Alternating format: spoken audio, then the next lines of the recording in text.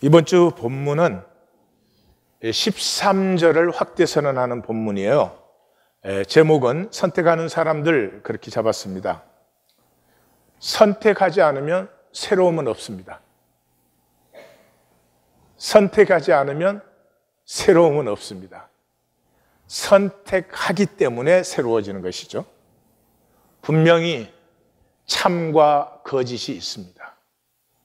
분명히 빛과 어둠이 있습니다. 분명히 하나님이 계시고 마귀가 있습니다.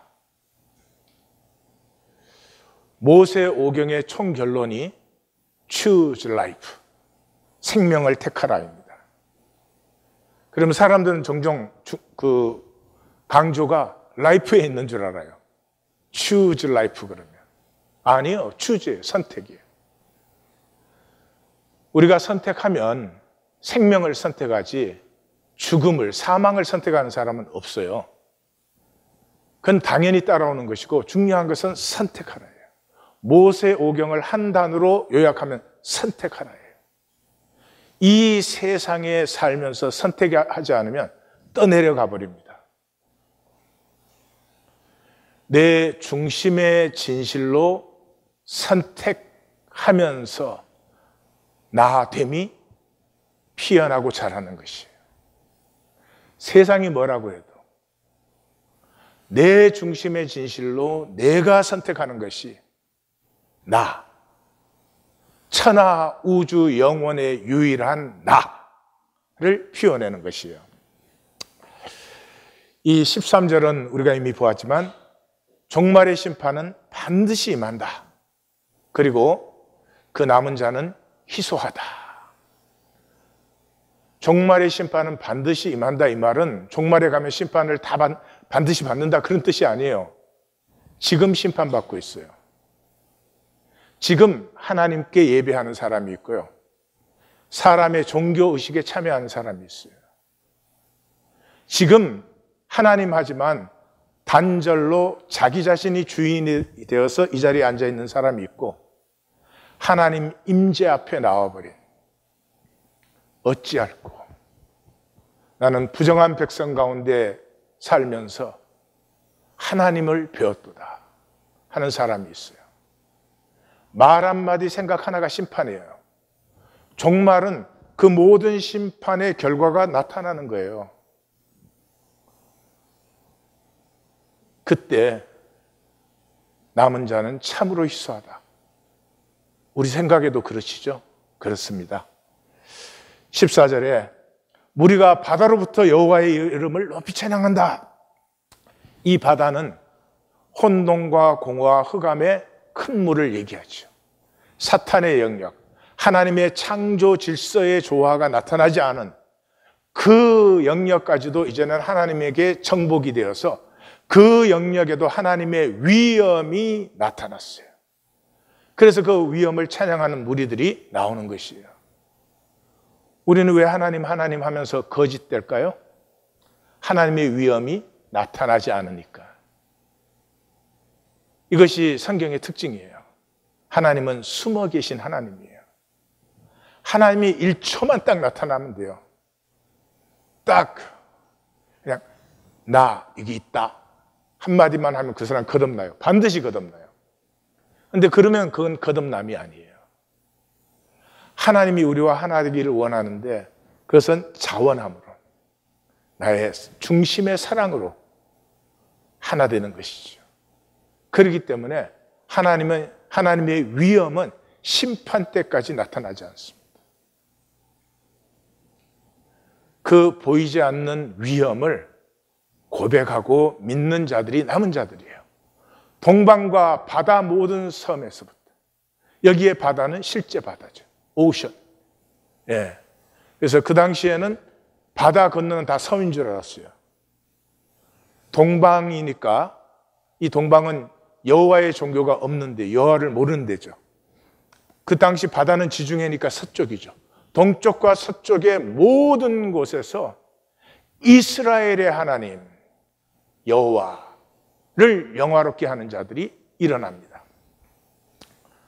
그러니까 종교, 여호와를 모르는, 여호와의 종교가 없던 땅에서 남은 자들이 나오는 것이죠. 땅 끝에서부터 찬양하며, 그렇기 때문에 이제 세계 모든 곳에서부터 찬양하는데 하나님을 의로운 이에게, 하나님이 어렵다 하는 것이 강조되는 것은 심판이에요. 왜요? 하나님의 심판이 어렵지 않으면 다시 심판해야 되잖아요. 그래서 요한계시록에서 백보자 심판이 나올 때 하나님의 심판은 어렵다는 말이 3번 강조되는 것이 그 이유예요. 그래서 첫 번째, 남은 자는 종교와 상관이 없어요.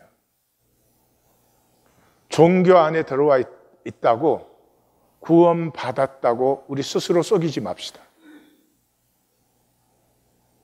종교인이 하나님을 제일 잘 속이는 사람들이죠. 그것이 섭리예요. 우리가 깨어지게 하려고. 그래서 창세로부터 그의 보이지 아니하는 것들, 곧 그의 영원하신 능력과 신성이 그가 만드신 만물에 분명히 보여 알려졌나니. 종교가 아닙니다. 이미 모든 것에 하나님의 신성이 들어있어요. 신성, 하나님의 형상이 들어있어요. 이미 우리 안에. 문제는 이 하나님의 형상을 피우느냐, 아니면 끝까지 하나를 그대로 피우지 않느냐, 그것뿐이죠. 땅끝까지 위험이 현현되고 의로운 하나님의 의가 찬양을 받는다는 것은 심판이다, 제가 말씀드렸습니다. 16절 하, 그러나 선지자는 이 파멸의 멸망을 느끼기를 원해요. 나는 세자나였다, 나는 세자나였다, 내게 화가 있도다. 배신자들 배신자들 크게 배신했다. 우리는 배신자라고 했지만 속아서 살았다. 속아서 살았다. 속아서, 완전히 속아서 살았다 라고 외치는 거예요. 이 선지자는 이미 지난주 본문 3절에서 바제지 모든 것이 공허하고 모든 것이 황무하게 된다. 왜냐하면 거짓이니까. 그리고 오늘 16절에서 바게드 이게 원어예요.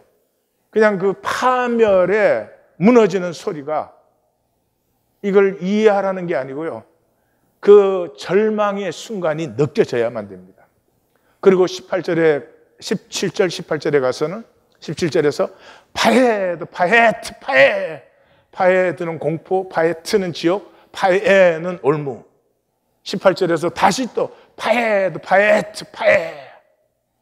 이 모든 것이 뭐예요? 20절과 21절에 바케드를 위해서. 다 비슷하죠? 바케드는 포로기의 단어다. 포로로 멀리 단절되어서 떨어졌지만은 하나님께서 반드시 찾아오신다. 네, 하나님이 찾아오실 때 그때 영원한 운명이 결정돼요. 왜 포로로 보내셨어요?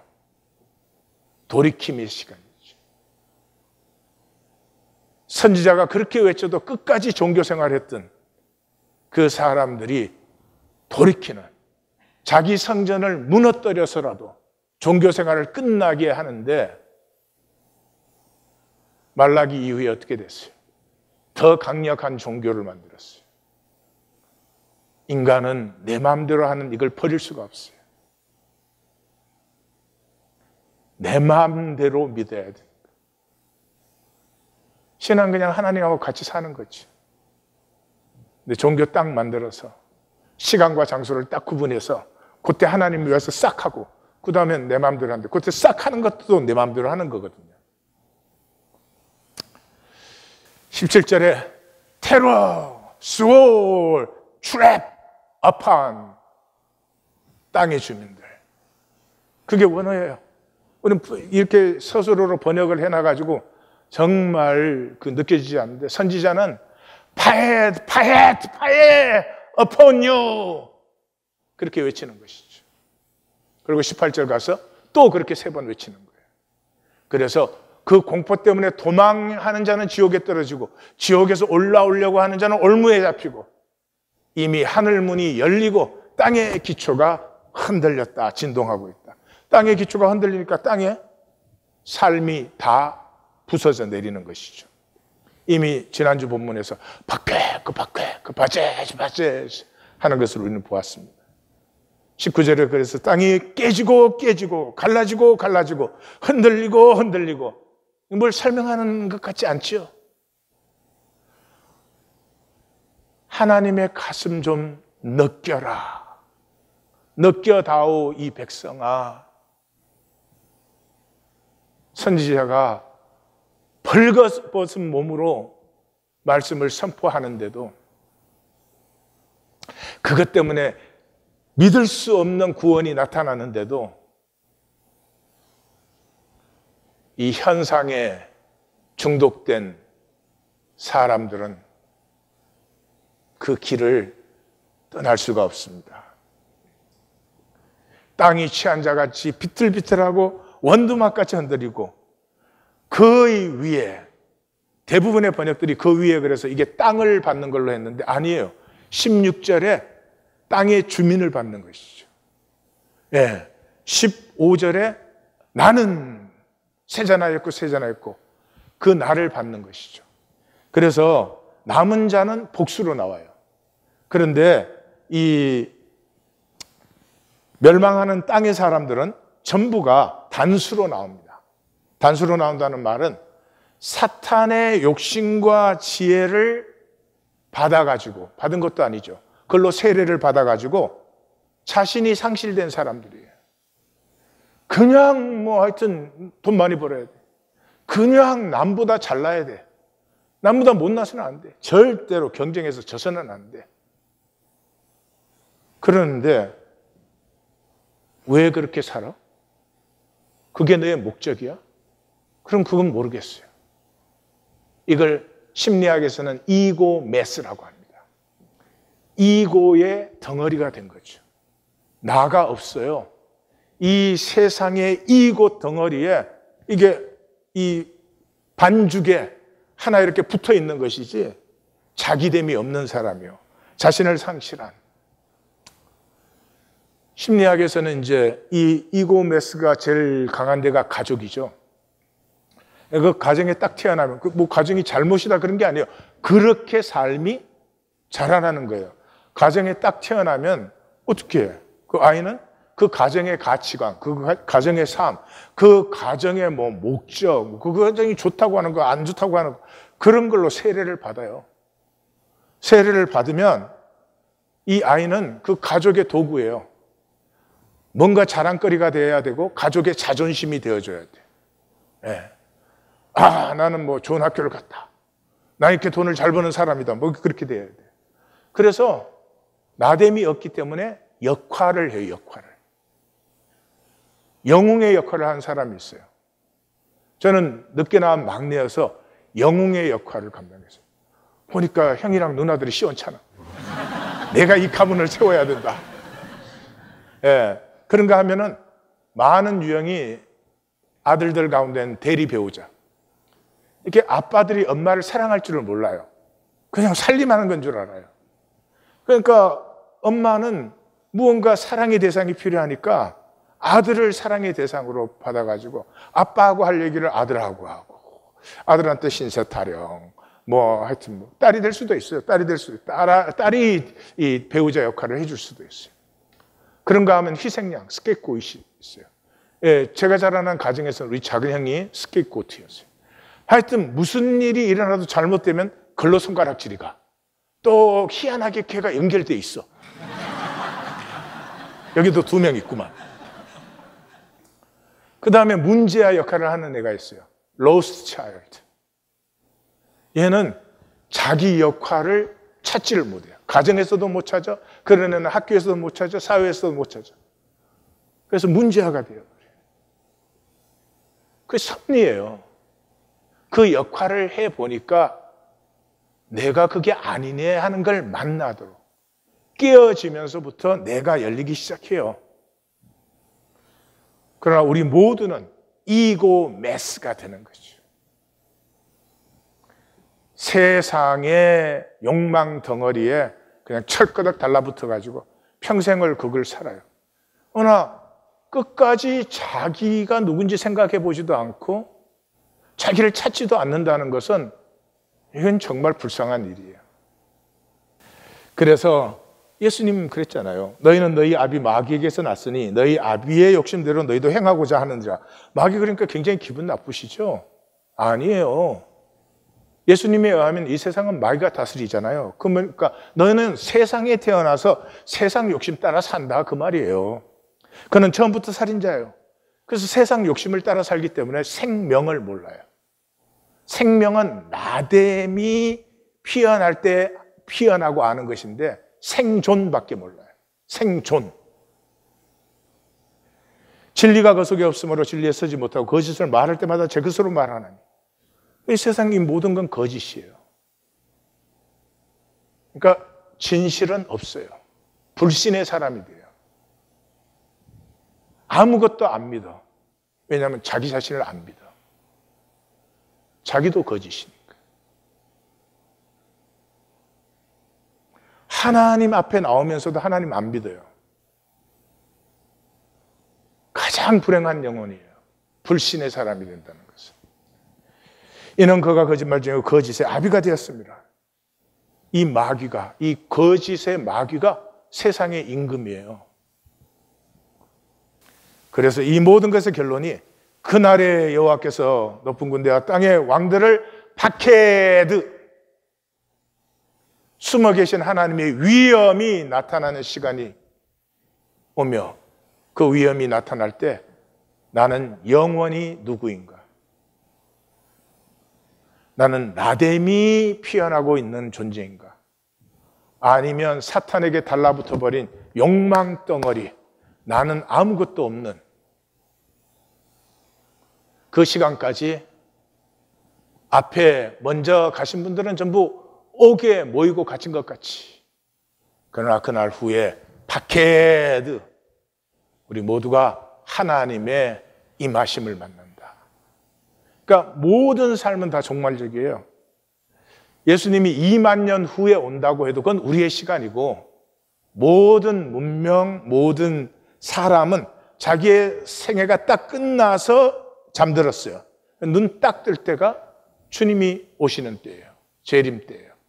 그래서 모든 삶은 종말적이에요. 착각하지 마십시오. 아직 몇천 년이 남았으니까. 몇천 년은 그 현상의 시간, 현상은 일루전이에요. 그래서 이 23장에서 27장은 우리에게 전환을 요구하고 있어요. 종교인에서 나의 나됨으로. 사도 바울이 종교의 의로는 흠이 없는 사람이었어요. 왜? 이고메스. 막 그 열심이고 막 그 의를 세워가지고 그 안에서 자기가 뭔가 이렇게 좀 성공하고 뚜렷해지고 싶었어요.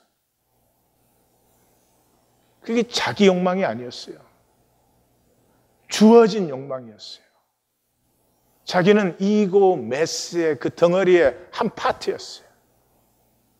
그래서 예수를 만나고 나서 보니까 다 배설물이었다.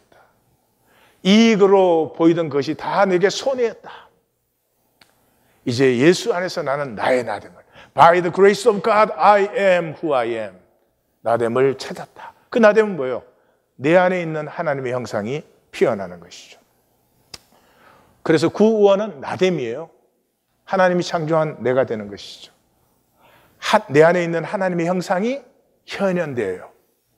꽃이 다르듯이 우리 모두 각각 자기의 유일성으로 현현되어요. 생명의 복과 기쁨은 현현이에요. 생명은 아름답고 신비한 것이거든요. 현상에 사는 것, 생존과 달라요. 현상의 생존은 더럽고 거짓되고 추한 것들 자꾸 드러내니까 가리려고 하지만 생명은 추함이 없어요. 아름답고 신비해요. 생명이 현현될 때 우리는 한없이 행복해요.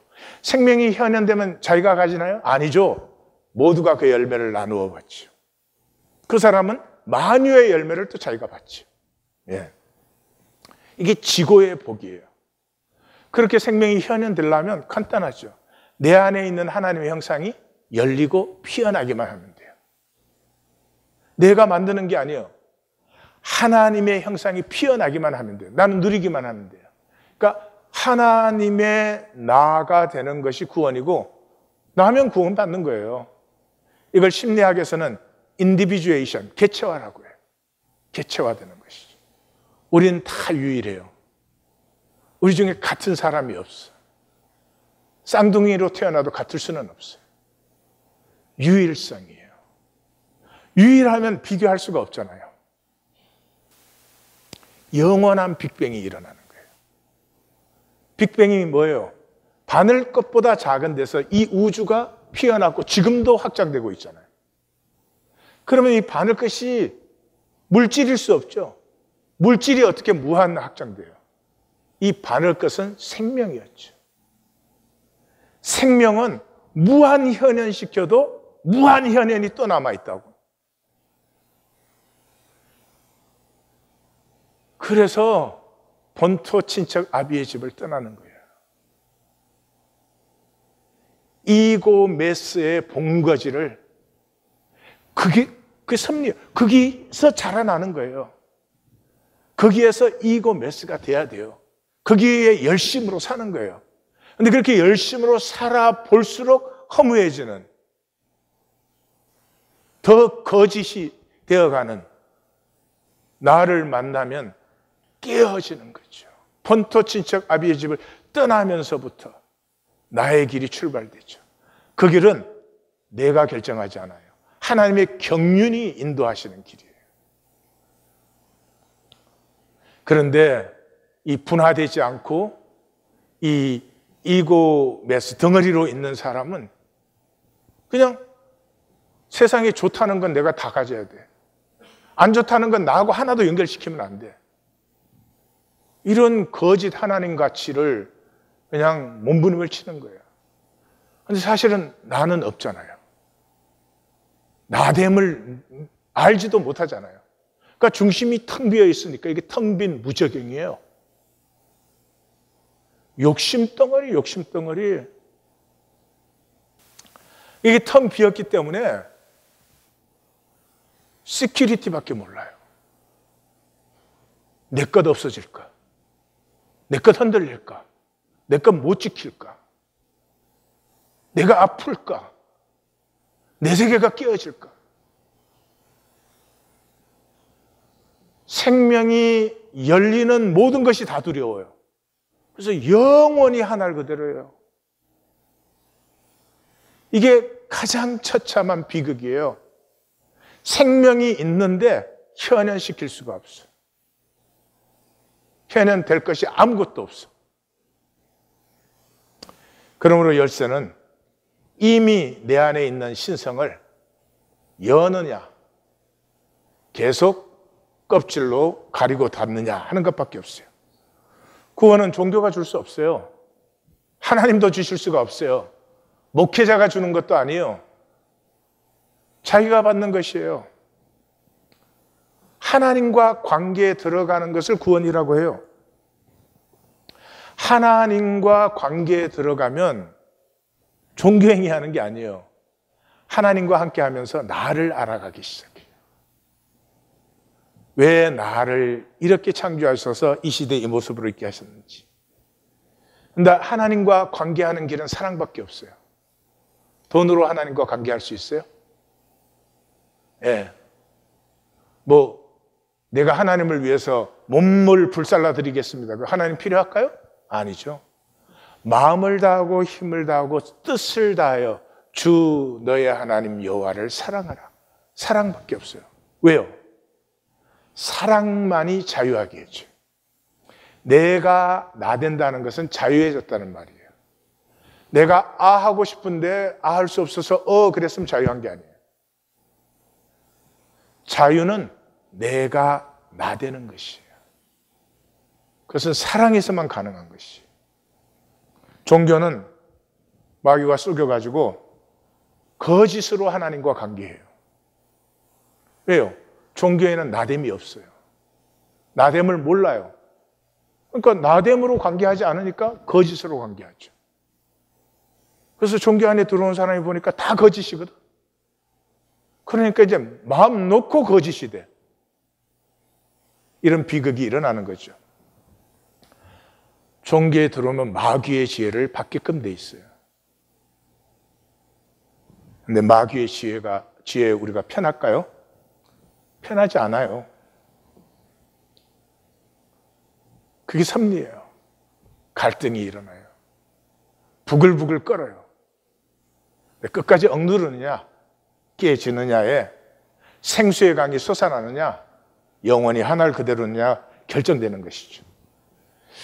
종교는 자기가 속이는데 속이지 않는다고 자기를 마취시켜요.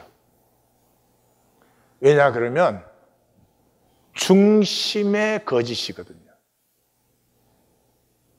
중심에 하나님 믿지 않아요. 중심에 하나님 사랑하지 않아요.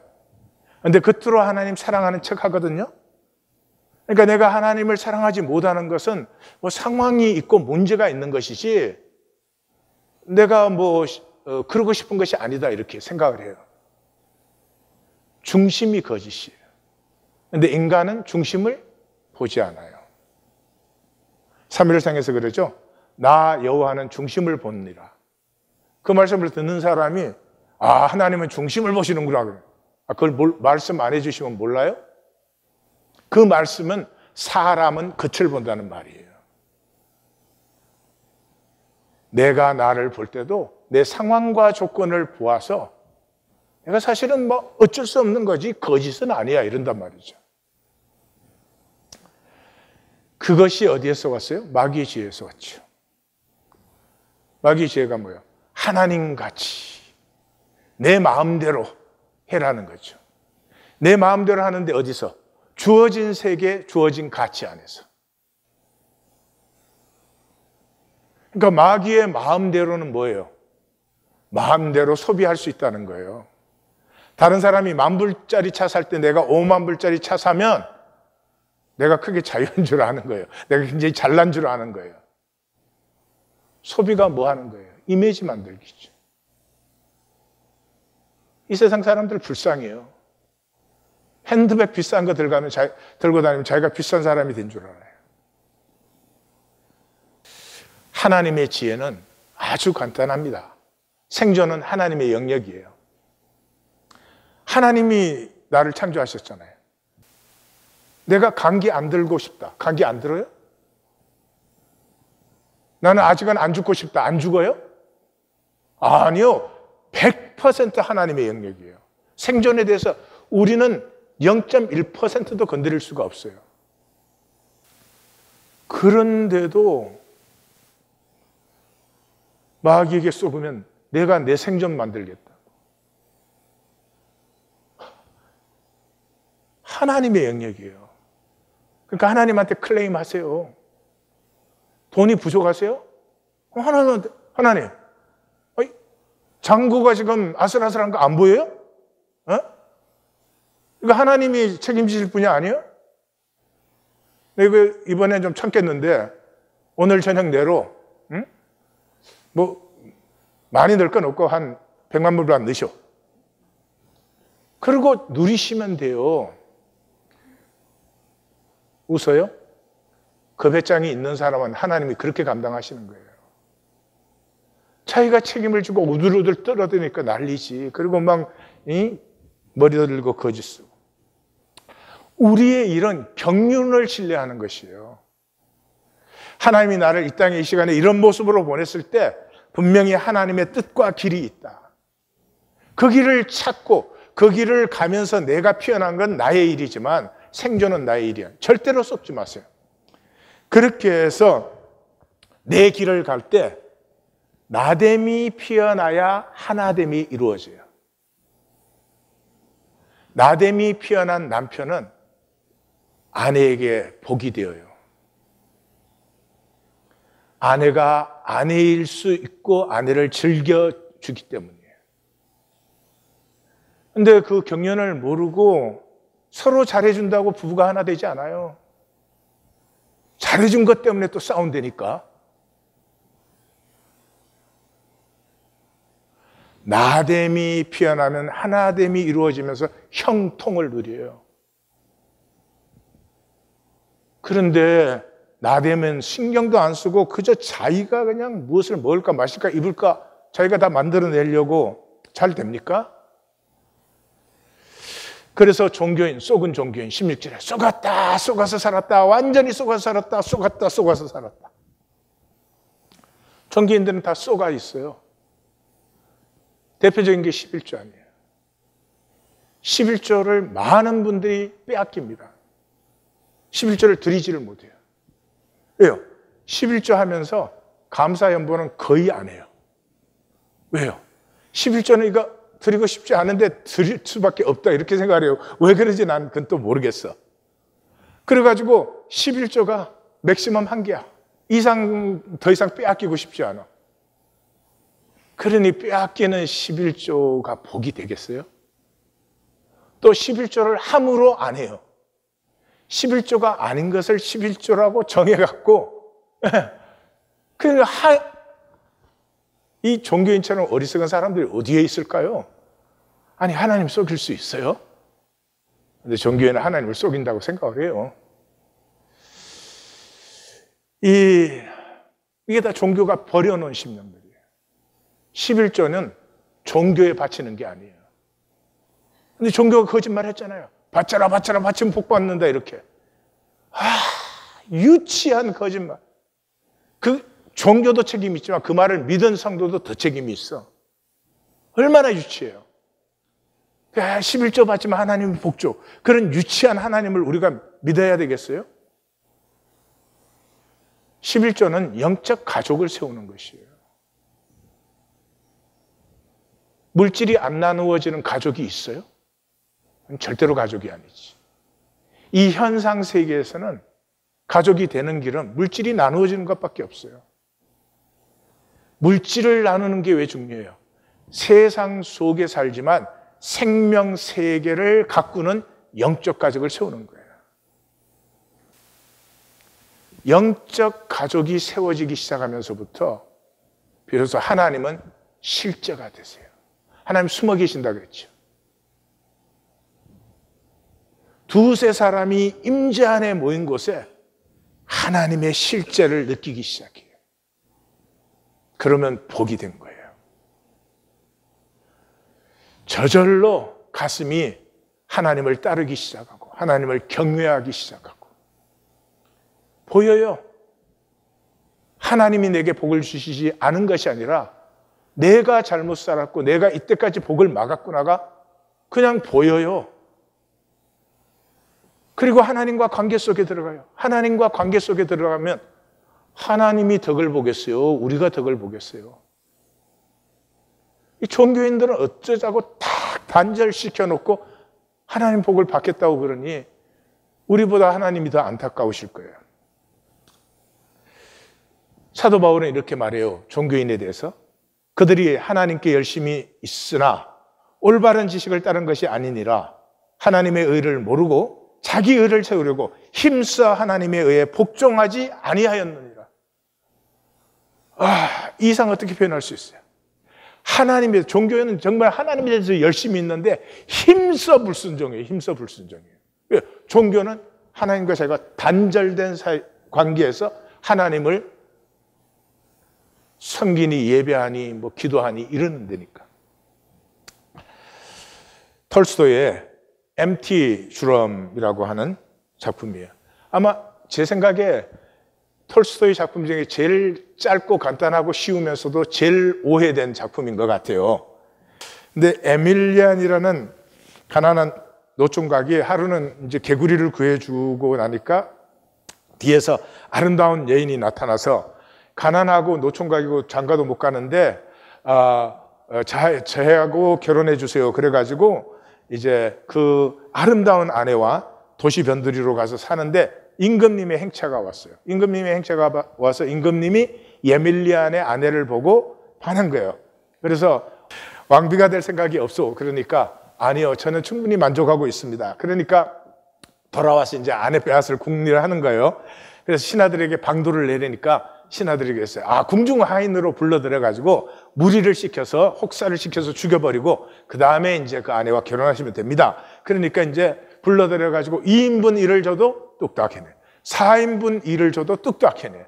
예, 뭐 그보다 더 많이 줘도 뚝딱 해내. 그래서 이제 2주가 지났는데 임금님이 너무 화가 난 거예요.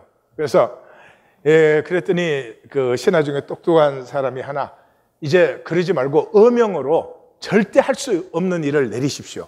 그래서 못하면 어명을 어겼으니까 사형시키면 됩니다. 그래서 처음에는 이제 큰 성당을 하루 만에 지어라 그랬어요. 근데 그냥 그 아내가 뭐 걱정하지 말아요 여보, 그래가지고 오늘 맛있게 드시고 푹 주무시고 내일 아침에 가세요.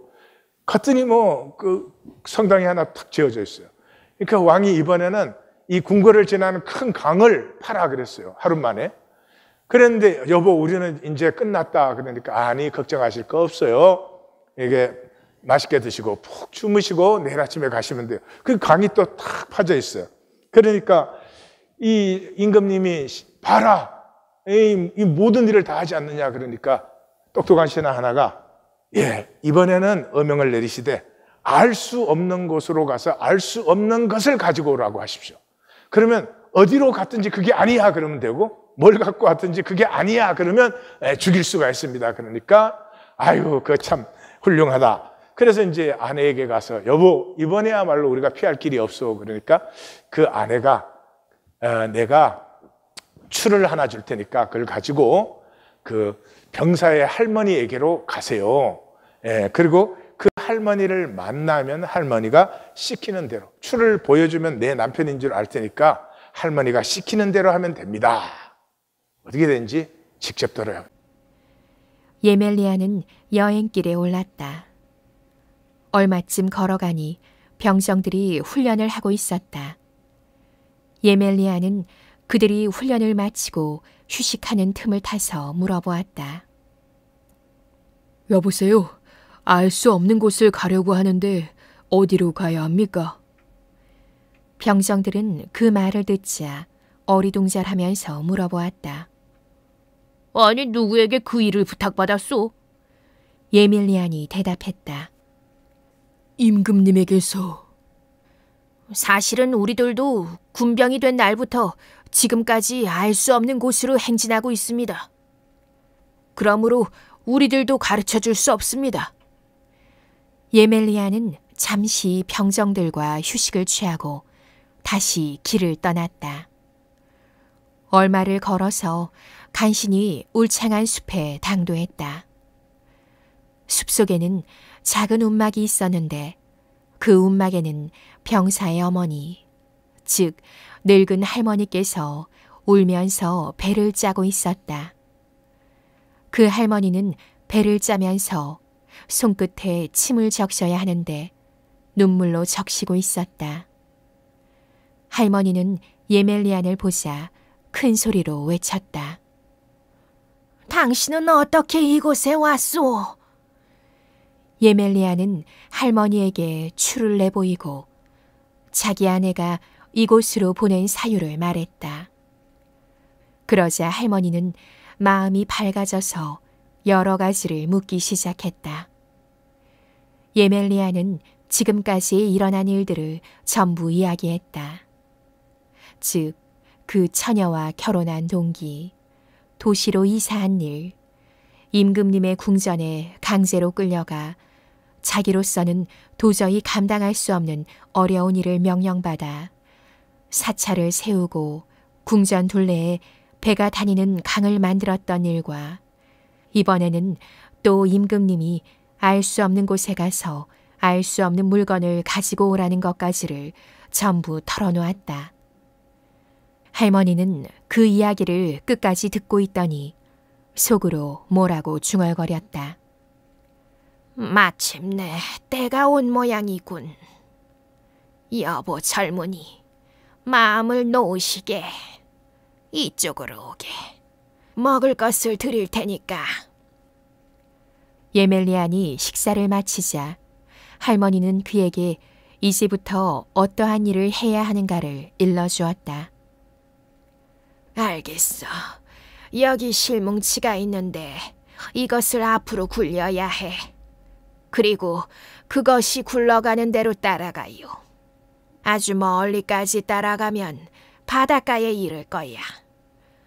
바다 옆에는 큰 도시가 있고 그 거리로 들어가면 제일 마지막 집으로 찾아가 하룻밤을 지내게 해달라고 부탁해요. 그러면 그곳에서 젊은이가 필요한 것이 눈에 띌 거야. 할머니, 어떻게 그것을 알 수 있을까요? 아들이 부모의 이야기보다 그 물건이 말하는 것을 더 잘 듣는 것을 발견하면 그것이 곧 젊은이가 찾고 있는 것이지. 그러면 곧장 그것을 임금님에게 가지고 가도록 해요. 임금님에게 가져가면 임금님은 그런 것을 가져오라고 하지 않았다고 할 게 분명해. 그때 그대는 이렇게 대답해야 되네. 만약 이것이 아니라면 부셔버려야 하겠다. 라고. 그러면 그것을 두드리면서 강 기슭에까지 가서 사정없이 부셔버린 후에 그것을 물에 던져 넣으라고. 그렇게 하면 젊은이는 자네 아내도 구해낼 수 있고 내 눈물도 그칠 수가 있으니까. 그래서 시를 따라서 갔더니 바다가 나왔어요. 그 바다에 또 마지막 집에 들어가서 잤는데 그 아들이 아픈 아버지의 말도 안 듣던 아들이 길에서 북소리가 나니까 들리자마자 막 뛰쳐나가는 거예요. 그래서 예밀리안이 얼른 쫓아나갔어요. 그랬더니 북을 치면서 가고 있어서 이게 무엇이요? 그러니까 이게 북이라고 하오. 그러니까 속이 비었겠군요. 그러니까 속이 텅 비었어. 그래서 그 북을 달라고 하니까 안 주니까 밤에 몰래 훔쳐서 임금님에게 돌아왔어요. 근데 임금님은 보지도 않고 아니라고 하는 거예요. 이제 예밀리안 죽이려고. 그랬더니 그 시키는 대로 이건 그러면 이걸 부수어 버려야 되겠구만. 그러면서 북을 빵빵빵 치면서 이제 강 쪽으로 가니까 이 병사들이 다 따라 나오는 거예요. 임금님이 병사들이 예밀리안을 따라가는 걸 보고 깜짝 놀라서 그 북을 나한테 달라고, 아내를 돌려줄 테니까. 이거 아니라고, 이거는 부수어서 강에 쳐박아야 되는 거라고. 그렇게 해서 강가에 가서 이 북을 부셔가지고 물속에 쳐넣었더니 그냥 병사들이 혼비백산해서 흩어지고 그 임금님은 다시는 괴롭히지 않고 그래서 둘이 잘 먹고 잘 살았대요. 이해 가세요? 무슨 스토리인지? 자, 1분 드릴 테니까 옆에 사람하고 무슨 얘기인지 한번 나눠봐요. 우리는 이 얘기를 알아요. 말씀을 만나기 때문에. 내 얘기 제대로 해석한 거 한번 나가서 자료 찾아보세요. 거의 없어요. 하여튼 뭐 한국 번역은 신비한 북소리 그렇게 번역을 해놨으니까. 북소리는 왕의 권세의 뿌리예요. 북소리가 둥둥둥 나면 병사를 소집하고 또 소집된 병사를 움직이는 것도 북소리로 둥둥둥 했어요. 이 조직과 체계의 뿌리가 되는 것이죠. 그리고 그 눈물로 시를 짰잖아요. 그러니까 그 왕의 권세 아래서 삶은 눈물이 된 거예요. 눈물이 되어서 이 눈물로 짠 시리 바다까지 가. 그러니까 눈물이 바다가 될 만큼 악한 것이죠. 근데 그것이 이제 바다까지 가니까 바다는 땅의 끝이죠. 땅 끝까지. 그래서 이제 때가 되었다 그러죠. 근데 이 아픈 부모의 말조차 안 듣는 아들이 북소리를 들어요. 아무리 흉악한 죄인 악인이 아무 말도 안 들어도 세상 말은 들어요. 들을 수밖에 없게 강제되어 있죠. 그리고 그 아내는 하나님의 경륜이에요. 이 복된 삶의 동반자예요. 그래서 이 스토리에는 어려운 일이 있을 때마다 아내가 항상 그래요. 잘 드시고 잘 주무시고 내일 아침에 일어나세요. 하나님의 경륜 안에 있는 사람은 그냥 잘 먹고 잘 자요. 왜냐 그러면 내가 하나님의 경륜과 함께 하는 것이니까. 하나님의 경륜을 사는 사람은 아무리 어려운 일이 오고 아무리 난제가 와도 알아요. 이것을 넘어선다는 것을. 넘어서지 못하면 하나님의 경륜이 실패하는 건데 그런 일은 있을 수가 없죠. 추는 뭐예요? 진리의 기준이죠. 이 세상의 모든 것은 거짓으로 되어 있어요. 진리가 없어요. 근데 추는 항상 진리잖아요. 그래서 알 수 없는 곳에 알 수 없는 것은 뭐예요? 세상의 삶이에요. 세상 임금이 명한 삶이에요. 막 태어나면 그때부터 남한테 눈꽃만큼도 져서는 안 되고 잘나야 되고 막 훌륭해져야 되고 막 뛰어나야 되고 뭐 많이 가져야 되고 있어야 되고 난리가 나는데 왜요? 그러면 할 말이 없어. 왜 그렇게 많이 가져야 되는 거예요? 왜 그렇게 꼭 잘나야 되는 거예요? 그러면 할 말이 없지 뭐. 내가 왜 사는지, 내가 왜 이렇게 몸부림치듯이 사는지를 몰라요. 이게 나됨이 없는 삶이에요. 어느 북소리에 삶의 발걸음을 맞추고 계세요.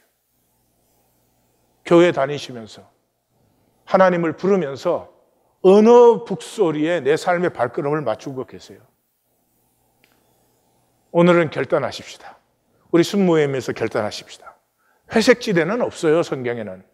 예. 종교인은 이렇게 말해요. 나는 뭐 의인은 아니지만 내가 그렇게 악인은 아니다 이래요. 그럼 뭐예요 도대체? 예? 나는 뭐 그렇게 진실되지는 않지만 그렇다고 뭐 그렇게 거짓되지도 않는다. 그건 또 뭐예요 또? 그건 우리 허상이 만들어낸 회색지대예요. 그런 거 성경에는 없어요. 성경은 의인 아니면 악인이에요. 분명하게 선택하셔야 됩니다. 나는 어느 쪽이 될 것인지. 예수님의 복음의 제일 마지막 절이 뭐예요? 26장부터는 십자가의 사건이에요. 복음의 제일 마지막 절이 뭐예요? 악인들은 영 벌에, 의인들은 영생. 영 벌인지 영생인지 둘 중에 하나예요. 나는 뭐 영생까지는 안 돼도 뭐 내가 영벌 받을 것 같지는 않아. 계시록의 7교회 중에 마지막 교회에 하는 말씀이 뭐예요? 차든지 뜨겁든지 하라. 내가 차지도 않고 뜨겁지도 아니하여서 너무 느끼해서 내가 토하여 낼 수밖에 없다. 종교인은 거짓의 사람들이에요. 예수님은 위선자라고 말했죠. 임재를 거부해요. 하나님 임재 안에서는 진실될 수밖에 없으니까. 나를 딱 단절시켜 놓고 종교 행위를 하는 거예요. 자기 직면을 피해요. 아프니까. 그리고 다 탓으로 넘겨요. 다른 사람과 상황의 탓으로. 스카페게의 글을 한 번 더 나눕니다. 악한 사람들의 핵심적인 결함은 죄에 있는 것이 아니라 죄를 인정하는 것을 거부하는 마음에 있다. 악한 사람들은 투사와 희생양 찾기, 책임 전가를 통하여 자신들의 고통을 남에게 떠넘김으로 스스로 죄책감의 고통을 깨끗이 거부한다. 죄책감은 자신의 죄를 일깨워주는 고통스러운 인식인 까닭에서이다. 또한 결코 선택하지 않아요. 이사야 1장을 시작할 때 이 말씀을 과연 우리가 지나갈 수 있을까 그랬는데 25장까지 왔습니다. 말씀은 달라도 한 가지죠. 선지서는 돌이키라는 것이.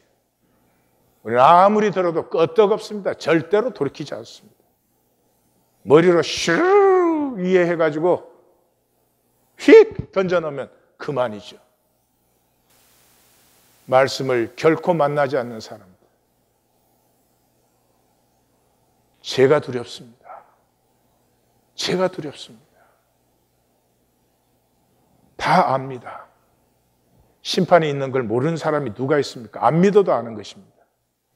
한 생애를 살고 나면 생애 어떤 결과가 나올 거 아니겠어요? 교리로 자기를 딱 마취시켜가지고 구원의 확신 뭐 이런. 악인의 주요 특징은 그들이 선택의 갈림길에서 될 때에도 깨어나서 바라보지 않는 것이다. 인생이 자신에게 질문을 던져와도 그것을 알아차리기를 피한다. 결국 잘못된 길에 들어서 있다는 사실조차 인정하기 어려워지고 맨 처음 잘못 들어섰던 지점으로 되돌아가야 함을 인정하기 어려워서 잘못된 자리를 거지로 정당화하는데 모든 것을 다한다. 진실로 하나님을 믿으시렵니까? 우리 하나님은 숨어 계시고 천천히 흐르는 실로아의 물입니다. 제 목회에서 보니까 한 사람의 중심이, 그 삶을 사는 건 놔두고 중심이 세워지는데 10년은 걸립니다. 내가 하나님 믿기로, 하나님 섬기기로, 순종하기로 선택만 딱 하면 그때부터 합력하여 선이 이루어지고 모든 것을 넘어서고 이러면 안 믿을 사람이 누가 있겠어요? 그렇게 되지 않아요. 먼저 중심이 세워지는, 우리의 텅 빈 무적행 속에 중심이 먼저 세워지는데, 이게 세워지는데 10년은 걸립니다. 10년 금방 지나가요. 제 목회 10년이 4번 지나갔는데 엊그저께 같아요. 이고 메스가 돼가지고 세상 욕망에 세례받은 삶을 10년 더 반복하시겠습니까? 아니면 이제는 선택하고 하나님에게 순종하는 길로 나아가 넘어져도 또 일어나고 넘어져도 또 일어나겠습니까? 세상 사는 동안은 세상이 전부예요. 하나님이 보이고 나타나면 얼마나 좋겠습니까마는 세상 사는 동안은 세상이 전부예요. That's all. It's crazy to believe. 이 세상에서 하나님 믿는다는 건 미친 일이에요. 그걸 모르고 뭐 종교들 만들어가지고 그저 뭐 오면 좋은 소리 해주고. It's crazy to believe.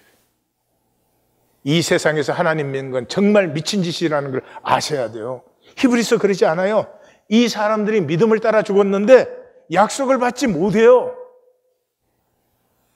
탁 믿으면 약속한 대로 척척 해주시면 그러면 안 믿을 사람이 누가 있느냐 이 말이에요. 믿는다는 말은 현상은 일루전이에요. 그렇기 때문에 현상 너머의 본질 세계를 바라볼 수밖에 없어요. 그러므로 현상 세계에서는 절대로 그것을 받을 수가 없어요. 이것을 가장 잘 보여주는 것이 야곱 아니에요. 야곱은 죽을 때 고센 땅을 차지했어요. 그 시대 전 세계 가장 부유하고 큰 땅이에요. 지금으로 말하면 마이크로소프트와 구글과 삼성을 다 가진 거예요, 야곱이. 그런데 죽는 순간에 야곱의 관심은 삼성 잘 지켜라 아니에요. 여기는 떠나는 곳이다. 떠날 때 반드시 내 뼈를, 요셉 역시도 반드시 내 뼈를 약속의 땅으로 가지고 가라. 그게 뭐예요?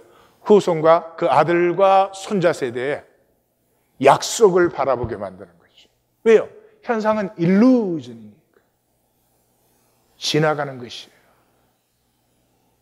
치열하게 보이죠? 한번 돌아보세요. 내 삶에 그 치열했던 순간들이 다 어디에 있어요? 지나고 나면 그만이에요. 이 사람들은 현상에 종로를 할 수가 없어요. 그래서 세상이 감당하지 못한다고 말을 해요. 진리를 정말로 따르시겠습니까? 나됨은 진리로밖에는 피어나지 않아요. 어떻게 거짓으로 내가 피어나겠어요?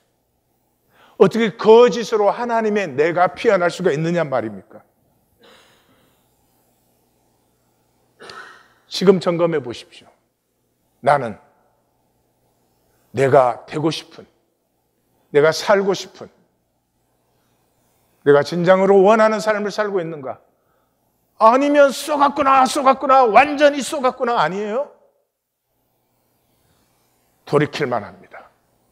돌이킬만 합니다. 진실로 하나님을 사랑하시렵니까?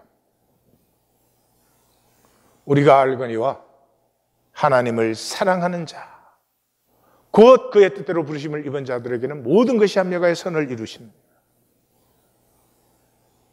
내 삶은 부족할 수밖에 없습니다. 죄되고 악하고 거짓되고 연약하고 넘어지는 것들이 내 삶에 있을 수밖에 없습니다. 그럼에도 불구하고 그것이 아니고 이것이 합력하여 나를 피우는 것입니다. 그래서 누구에게? 하나님을 사랑하는 자에게. 근데 문제가 있습니다. 우리가 하나님을 사랑하는 것은 불가능합니다.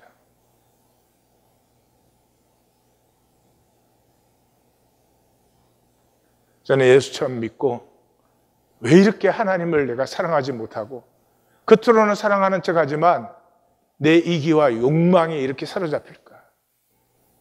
엄청나게 씨름도 했습니다. 비밀은 의외로 간단했습니다. 절대로 불가능한데 생명이 함께하면 불가능이 없습니다. 다시 말씀드려요. 생명이 함께하면 불가능이 없어요. 절대로 내 결단과 노력으로 하나님 사랑할 수 없어요. 그러나 함께 하나님을 사랑하고 싶은 사람, 두 사람이 모이면 그곳에 피어나는 것이에요. 그래서 예수님이 두 사람이 합심하여 무엇이든지 구하면 하늘에 계신 아버지께서 이루신다, 이렇게 말씀하셨습니다. 1820 데일리 브레드는 영적 가족을 가꾸어서 생명이 피어나는 생명의 모판으로 하나님이 우리에게 주셨습니다. 귀하게 받으시고 하나님의 뜻이 이루어지기를 원합니다. 기도하십시다.